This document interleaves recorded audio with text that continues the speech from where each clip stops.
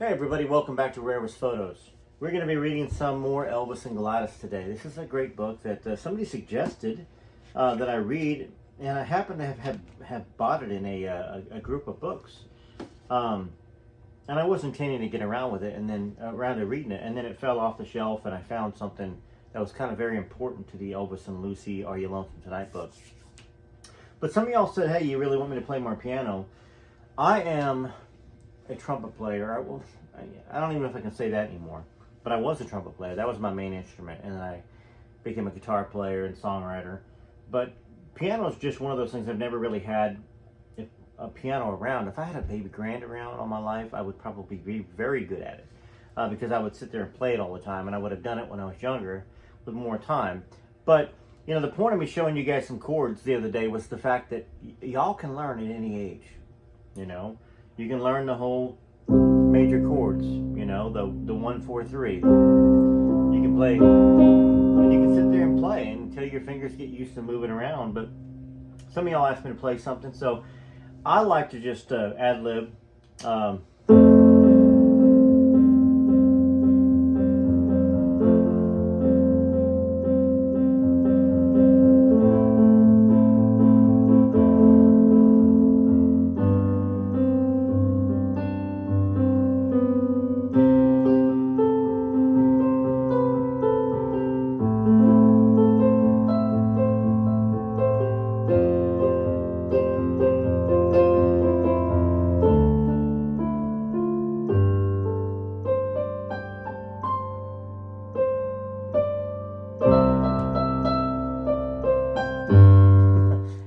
Running notes out there.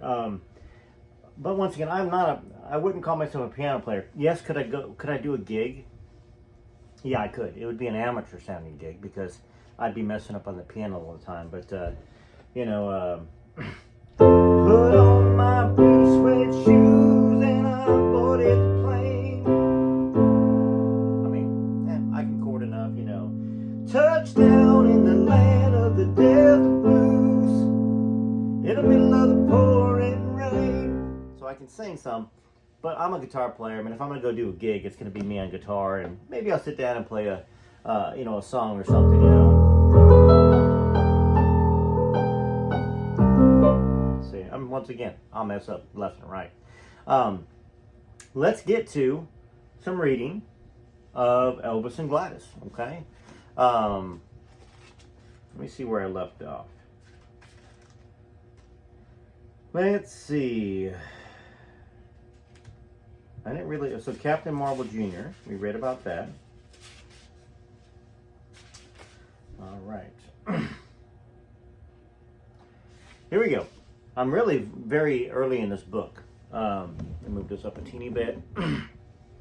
Move this over. On the chill afternoon of Tuesday, January 8th, 1935, Catherine Hall was walking briskly back home. At the end of Lake Street, she slowed down, looking right and left before crossing Highway 78, like her mama was always cautioning her to, but resumed her stride past Kelly Street and up to the corner of Berry, where she brought herself to an abrupt halt. There, on the old Sotilla Road, where she lived, right across from the Methodist Church, she saw a crowd of neighbors collecting around both Presley houses. Something interesting must be going on. Mama would know. She hurried past the people to her own front porch. But Mama was already waiting for her, and even before the 13-year-old girl could get out her question, she was told to quickly change into clean dress and tidy herself up because one of the twins, young Mrs. Vernon Presley next door, had given birth to that morning, had passed away. And they were going to pay their respects. So that's community. That's maybe a story we haven't heard, that the neighbors all got together to pay their respects to poor little Jesse Garon, Elvis' little brother, or older brother. Who came first? When her mother told her she was actually going to see a little baby who had died, Catherine prepared herself to see it looking all funny and twisted and deformed like a little calf that had come out all wrong. But once in the small front room, Catherine took no notice of the people or the food. or of Gladys Presley and the little live baby in bed with her, but slipped away from her mother and went straight to the small, open casket standing by the window. Fearfully, she peered into it. Then her fear changed to puzzled astonishment. The tiny baby that was lying there was perfectly formed. It didn't even look like it was not alive. It just looked asleep.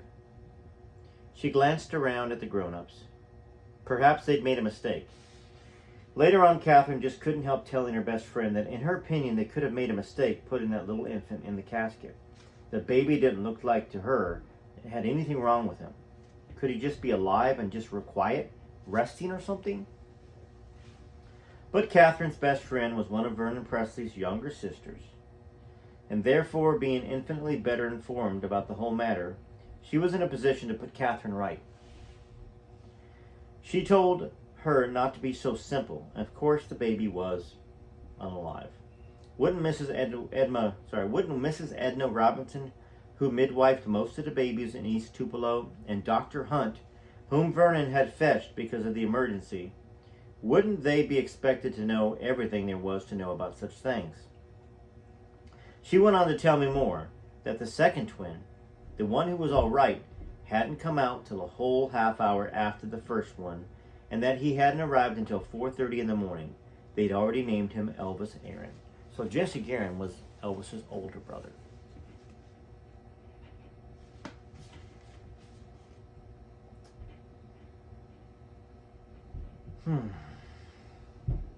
But what about the other? Catherine timidly queried. Do they name babies who are like that or what? She received an impatient look. Of course they did. They already had. How would he get into heaven without a name? He was named Jesse Garon, and he was going to be buried near all the Presleys in the cemetery at Priceville so that he wouldn't be lonely. I know I've read or heard that they didn't find his body, or they didn't know where he was buried. But in this book, buried by all the Presleys in a cemetery at Priceville, I guess there's no marker, which is sad. You think that even a gigantic stone, anything they could have put there and written a name on it, that they would have done that. And maybe they did. Now, of course, Jesse Garon's nameplate is at Graceland. Hearing about the arrival of Gladys's twins, Murtis Finley and a 30-year-old schoolteacher who was surviving the Depression by working at the Tupelo Garment Center where Gladys had worked before her confinement, drove over that evening to see her. Sounded like my son dropped a controller up there. That's really loud there. But that's just kids, right? At the Presleys, Murtis was not concerned with the unalive child who looked alive, nor even the live one who in fact did not look that lively. She was too shocked at the sight of Gladys herself. She was weak, pale, and in obvious persistent pain. She had begun hemorrhaging again. She looked, in Murtis's words, close to death. And they were getting ready to take Gladys and her baby to the Tupelo hospital. There, they would both remain in the charity ward for over 3 weeks. Gladys recovered with difficulty. So, was Elvis premature? I wonder.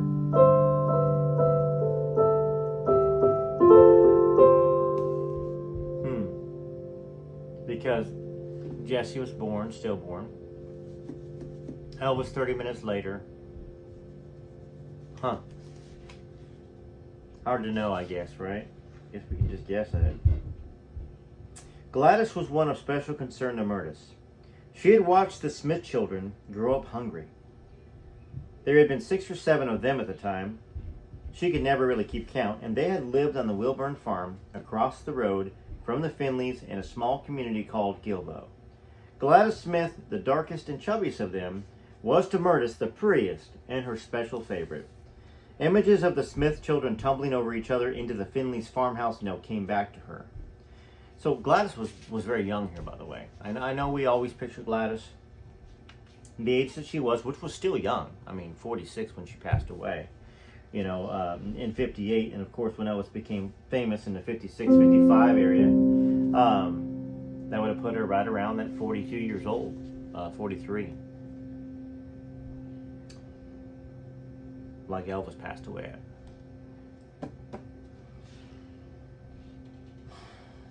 Alright, so only there would they be fed scraps by Myrtis and her mother, because her father could not bear the sight of those pitiful, poor, importunate little things swarming around his dinner table.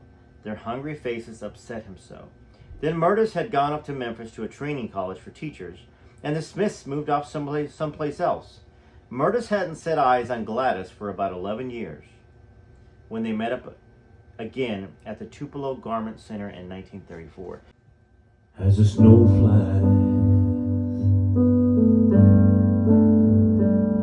on a cold and gray Chicago morning, a poor little baby child is born in the ghetto. Reminds me of the Smiths. They were all poor, dirty, very poverty-stricken. No wonder Elvis sang that song. He kind of related to all the stories his mom said, probably. For there's one thing she don't need, it's another hungry little mouth to feed in the ghetto. Anyways, beautiful song.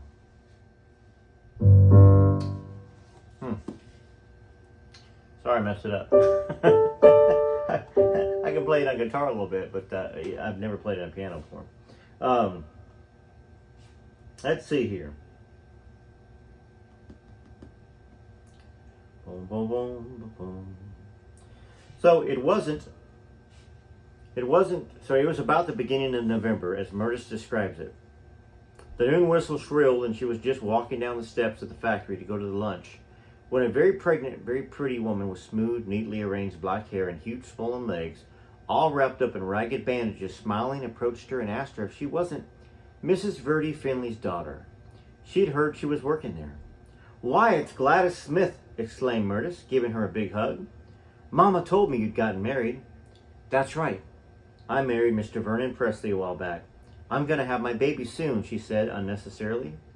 Myrtis was waiting for some friends, and she invited Gladys to join them for lunch. Gladys paused a bit and then declined because, as she explained, she didn't happen to have any money with her that day. Myrtis registered this grimly, but without surprise. Well, after getting her teaching degree in Memphis, Myrtis came back to Mississippi, to the little town of Moorville, not far from Tupelo, and began teaching.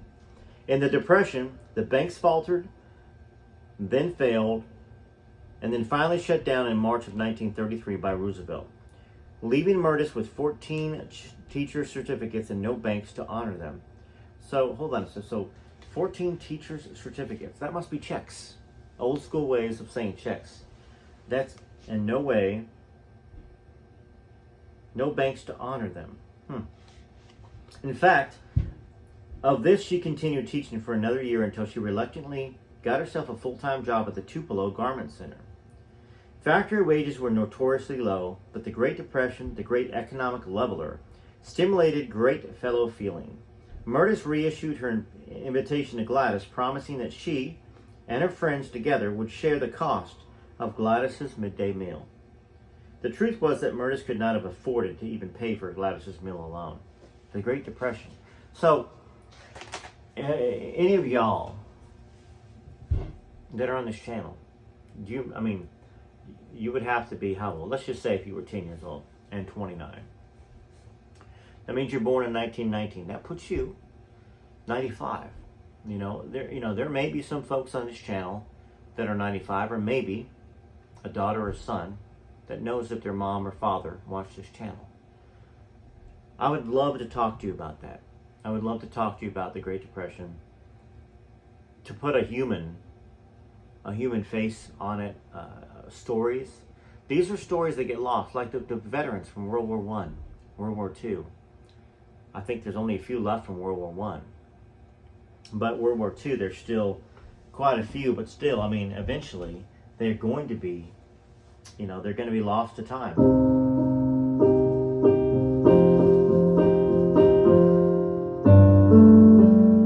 Anyhow, yeah, let me know. I really, really want to talk to y'all. And we're going to have a conversation with this different subscriber every month. That's my goal. If I can find 12 of you brave enough to tell your story, tomorrow is going to be the first one with Melissa.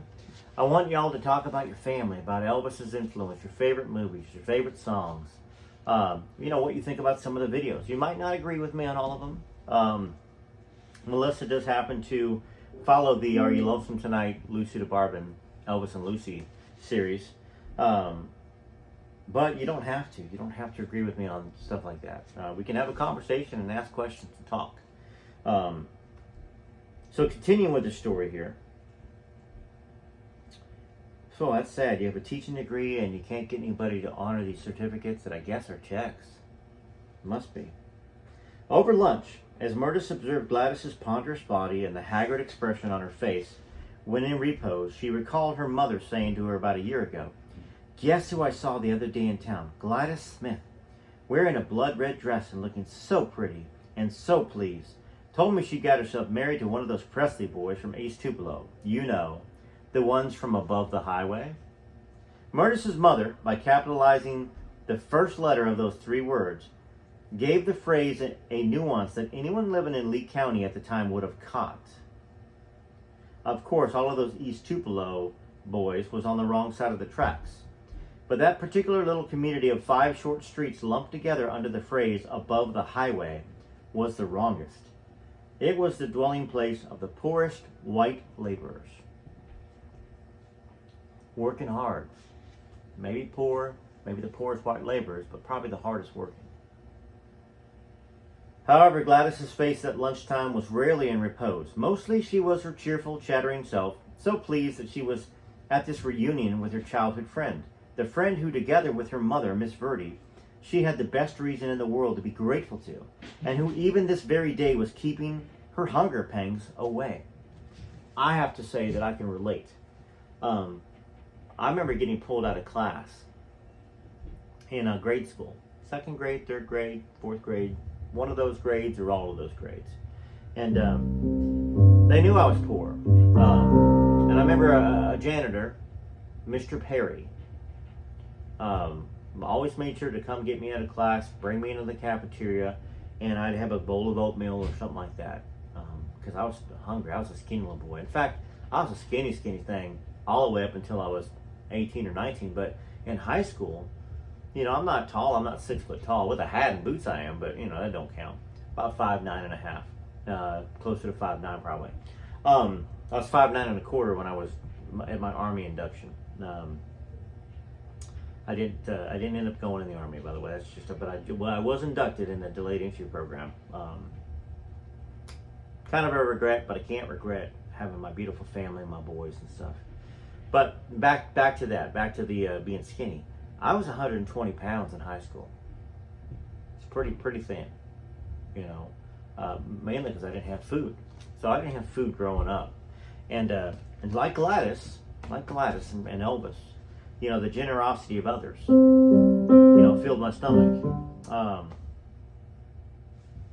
So thankful for that.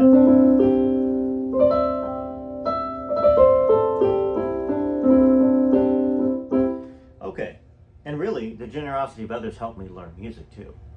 You know, there's something about people that are wanting to reach out to people that are kind of in a desperate situation, that are impoverished, and if you want to get better and don't want to just live in where you lived and stay where you stayed, you would grab a hold of that knowledge and take the hand that's trying to lift you out of it.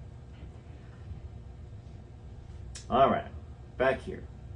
21 years later, in 1956, when Elvis would return to sing at the Mississippi-Alabama Fair, when the mayor of Tupelo would declare it Elvis Presley Day, with marching bands and banners, Gladys would make sure that the tickets had been sent to Murtis's mother, along with a special invitation to attend the occasion. She would search for her diligently in the crowd and would greet her with a great embrace, declaring, "Miss Verdi, if it hadn't been for your beans and potatoes, we would have starved." That gets me emotional. Really emotional. There are people, if you're aware of somebody that needs food, do it. Don't worry about them being insulted, or leave it anonymously on their front steps. Anything, a bag of rice, bag of beans, some canned goods. There's a lot of people that are too proud, and the grown-ups that are too proud, they let their children suffer. Okay? be like Mrs. Verty. By now, Gladys chattered on, catching Murdis up with her story of the intervening years. She told her about her daddy's sudden death on Burke's farm, about them moving in with Granny Smith in Eggville for a spell, about first going into Tupelo to work at the garment center and traveling to and from the country every day by school buses that the municipal government had requisitioned, and about her decision, now that she was the head of the family, to move them all to East Tupelo on Kelly Street. So we're back here. We're back in 1935 when Elvis was born, okay?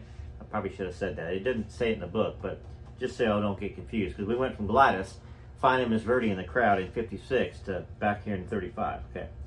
All right, so now that she was the head of the family, to move them all into East Tupelo on Kelly Street so as to be nearer to the garment center and nearer to their Mansell kinfolk. Little notes at the bottom of the book say, small as Tupelo was, it was still able to accommodate two other wrong sides of the tracks. Shake Rag, where the black people lived, and South Tupelo, where the factory workers lived. All right.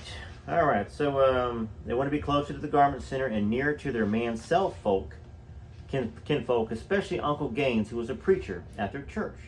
She told about her mama still doing poorly, still an invalid, well as comfortable as could be expected, but being looked after by Gladys's younger sister, Cletts. Cletts. Could be Cletus. She arrived just after Murdis's time. And she told about meeting Vernon Presley, who lived close to them on Old Saltillo Road, and who went to the same church that she did. She told how they'd gotten married and built a little house of their own right next to her in-laws, and how she was so happy she was going to have a baby, though she was so big and she was sure she was having twins. She began to talk about how much trouble her legs were giving her. The trouble was she'd been shifted from the sewing section to the ironing section about 3 months back, and she had to stand there all day, pushing those big, heavy steam irons. It made her feel really bad, she said, to have to see her old friend see her with her feet in this condition. And then suddenly she broke into one of her big smiles again, and she said she'd spoken up that very morning to her supervisor, who promised that they would shift her again. This time to the sorting and folding, and that she wouldn't give her any trouble at all. So this lunch is actually taking place in 1934, before Elvis was born on January 8th of 1935. Just to, I guess, to go back and clarify that, because it doesn't say what year, but obviously, if she's pregnant, it had to be in 34 that she's having this lunch. Privately, Murdis decided to have a talk with Gladys's supervisor herself to make sure this was done, but when she went to see him, he told her Gladys had to quit work because of the difficulties of her confinement. Well, that's sad. What happened probably is that supervisor perhaps told her no. And then Gladys quit to take care of her babies inside of her. That's too bad. When Murdis heard that Gladys and Elvis had been discharged from the hospital and learned more about their straitened circumstances at home, she got together with some of Gladys's friends and co-workers, and between them, they raised a collection of $30. Don't give it to her in money, they were warned. He'll only drink it up. Ooh. So this is an accusation against Vernon in this book. Even then, at the age of 19, Vernon Presley seemed fated never to have a good word said about him. But perhaps whoever did the cautioning was drawing too hasty, a conclusion. True, he was not a good provider, but this was the Depression and jobs were scarce, especially for male laborers. The garment mills' employment roles were over 90% female factory girls. Vernon had a milk delivery route for a while, and then people couldn't afford having milk delivered regularly. He worked here, there, and yonder, in the fields doing odd jobs. The trouble was, he didn't work very hard or very steady. He had not been able to pay for his own marriage license, or for Dr. Hunt, or for Dr. Hunt for the delivery of the twins, or for the hospital expenses. He had been known all of his young life as just a jelly bean, by definition, weak, spineless, and work-shy. This was definitely the assessment of his father, J.D. Presley, which was a singer. J.D. Presley, by the way, was a singer. Elvis's grandfather. So this was certainly the assessment of his father, J.D. Presley, who, in a fit of temper, had kicked his 15-year-old son out of the house, sent him down to Pickens, Mississippi, to a relative's farm to shape up, and then received him back a year later, not so much as a prodigal son, but as a bad penny. In his entire life, Vernon probably did not perform a single notable action, nor, having a skill, did he choose to develop it. Briefly, he worked in Ernest Bowen's senior's carpentry shop, and Mr. Bowen said that Vernon could do just about anything in the world with wood. He might have even known the self-satisfaction, even the dignity of a craftsman. My father was a common laborer, Elvis said early in his career. He didn't have no trade, just like I didn't have one. Why did Vernon abandon it for driving a truck? Because he liked driving a truck. I guess that's just the way he was. What he really liked best of all was just plain loafing. But this did not prevent him from having a tender heart. Like his father, J.D., he was extremely handsome. Unlike his father, he was actually pleasant, polite, easygoing, and happy-go-lucky. And also, unlike his father, he was not a drunk.